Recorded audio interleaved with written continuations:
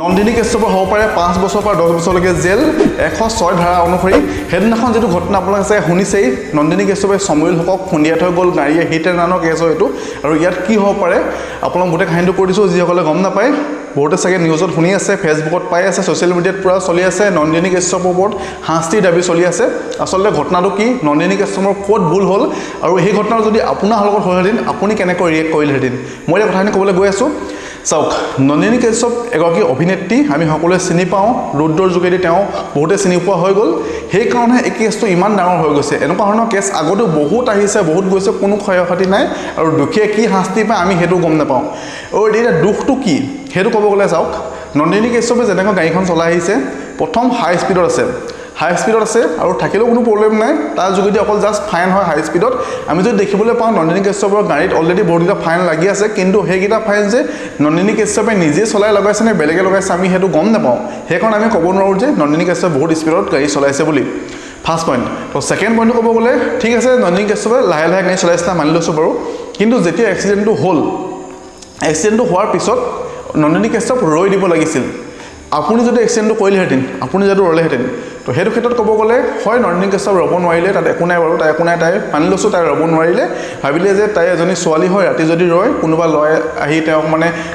কিবা কাজিয়া হাই প্ৰেছাৰ হ'ব পাৰে আৰু যিহেতু এজন ল'ৰাই দুখ পাইছে তো মানে বহুত ডাঙৰ ঘটনা হ'ব পাৰে বুলি তেওঁ নৰল বাৰু সেইটো ঠিক আছে এইবিলাক মানিছোঁ আমি তাৰপাছত দুজন ব্যক্তিয়ে তেখেতক খেদি গৈছিলে যে গাড়ীখন ধৰিব গৈছিলে আচলতে য'ত আমাৰ ঘৰৰ ওচৰ পাজৰ যদি কিবা এক্সিডেণ্ট কিবা এটা হয় আমিও খেদি যাওঁ তো সেইটো ঠিক আছে কিন্তু সেই ল'ৰাকেইটাই খেদি যাওঁতে নন্দিনী কেষ্টপে কি কৰিলে এবাৰো তেওঁ নাভাবিলে যে যিজন এক্সিডেণ্ট হৈছে ল'ৰাজন তেওঁৰ কথা এবাৰো নাভাবি তেওঁ জাষ্ট ভাবিলে নিজৰ কথা যে গাড়ীখন ইমানখিনি হৈছে মোৰ গাড়ীখন দুখ পাইছে তাত বহুত টকা খৰচ হ'ব নন্দিনী কেষ্টপে সেইটো ৰিয়েক্ট কৰিলে ফাৰ্ষ্ট সেইটো আছে নন্দিনী কেষ্টপৰ ভুল প্ৰথম এক্সিডেণ্ট কৰি থৈছে আপুনি এক্সিডেণ্ট কৰি থৈছে ন আপুনি এক্সিডেণ্ট কৰক আপুনি ভিডিঅ' কৰক আপুনি পলাইছে কিয় এক্সিডেণ্ট কৰি পলাইছে কিয় আপুনি লেভেলটো হ'লে নহ'ব নহয় এতিয়া আপুনি পলাইছে কিয় আমি পঢ়িবলৈ নালাগে আপুনি নেক্সট ভুল হ'ল নন্দিনী কেষ্টপৰ ঠিক আছে তেওঁ নৰখিলে বাৰু একো নাই আৰু তেওঁ কৈছে পুলিচক কল কৰিছিলোঁ বুলি আৰু যদিহে নন্দিনী কেষ্টপে পুলিচক কল কৰিছে তেন্তে হ'লে নন্দিনী কেষ্টপৰ যিটো মই ক'লোঁ শাস্তিটো বহুত কমি যাব আৰু ছেকশ্যন 106 অনুসৰি যদি এজন হিট এণ্ড ৰানৰ কেছ যদি কোনোবাই কৰে যাওঁতে ধৰক কাৰোবাক খুন্দিয়াই থৈ গ'ল আৰু তেতিয়া যদি তেওঁ পুলিচক যদি কল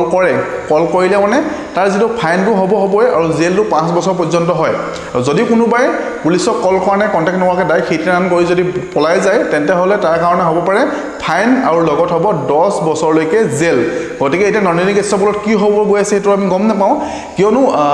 যিটো 2023 চনত এটা ঘটনা হৈছিলে আপোনালোকে চাই গম পায় বহুত বাছ ওলাই বহুত প্ৰতিবাদ কৰিছিলে আৰু বহুতে প্ৰতিবাদ কৰিছিলে যে 48 ঘণ্টাৰ কাৰণে বন্ধ দিছিলে আপোনালোকে চাই গম পায় সেইটো এই কাৰণে কৈছিলে যে হিট এণ্ড ৰানৰ কেছটোৰ কাৰণে যিটো চৰকাৰে কৈছিলে যদি হিট এণ্ড ৰান হয় কোনোবাই তাত মানে দুৰ্ঘটনা কৰাৰ পিছত ড্ৰাইভাৰজন তাত ৰখিব লাগিব আৰু যাক দুখ পাইছে তেওঁক লগত লৈ চিকিৎসালয়লৈ যাব লাগিব সেইটো নিয়ম কৰা হৈছিলে কিন্তু যাৰ কাৰণে প্ৰতিবাদ কৰা হ'ল তাৰ ফলত আজি সেই নিয়মটো এতিয়া হোল্ড হৈ আছে গতিকে নন্দিনী কেষ্টপৰ কি হ'ব আমি সকলোৱে বস্তুটো গম পোৱা নাই কিন্তু মই যিটো অনুমান কৰিছোঁ তাৰ অনুসৰি 106 ধাৰাতে বস্তুটো যাব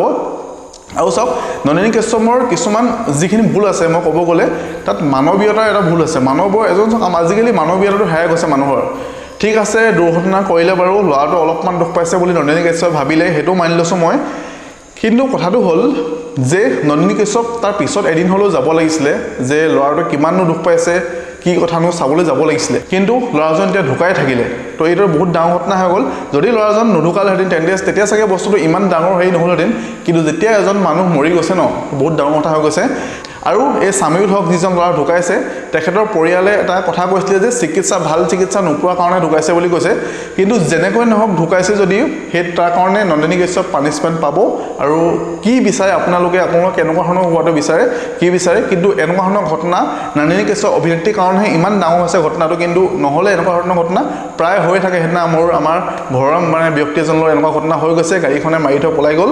কোনে একো বিচাৰি নাপালে গাড়ীখন গুচি গ'ল এনেকুৱা ধৰণৰ ঘটনা হৈ থাকে আৰু সেই যে পলাই যাব নালাগে তাৰ কাৰণে আচলতে সেই আইনখন অনা হৈছিলে কিন্তু আইনখন আনিলেও অকণমান ভুল আছে কাৰণ আজিকালি যদি কোনোবা এক্সিডেণ্ট এটা কৰে মৰেল পুলিচটো ওলাই যায় সকলোৱে মাৰপিটৰ ধান্দাতে থাকে সেইটো কাৰণে সেই আইনখন দিলেও প্ৰব্লেম এতিয়া নিদিলেও প্ৰব্লেম এনেকুৱা হৈছে ঘটনাটো বাকী আপোনালোকে এতিয়া কমেণ্ট কৰক যে আপোনালোকে নন্দিনী কেষ্টপৰ কেনেকুৱা ধৰণৰ শাস্তি হোৱাটো বিচাৰে